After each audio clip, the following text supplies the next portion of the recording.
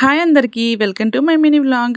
మాధవికి 2 months అయితే complete అయిపోయినాయి. So ఏదన్నా సెకండ్ మంత్ ఫోటోషూట్ థీమ్ అయితే చేద్దామనేసి అనుకుంటున్నాను. ఇంకా నా దగ్గర ప్లెయిన్ వైట్ కలర్ క్లాత్ ఏమీ లేదు. సో ఇంకా మా డాడీ దగ్గర పంచ్ ఉంటుంది కదా, అదైతే తీసుకున్నాను. నిజానికి నేను ఫస్ట్ ఏ థీమ్ చేయాలో అస్సలు ప్లాన్ చేసుకోలేదు. ర్యాండమ్ గా అప్పటికప్పుడు అనుకుని అయితే చేస్తున్నాము. ఇంతకీ ఇదేం థీమ్ అంటే మౌంటైన్ థీమ్ అనమాట.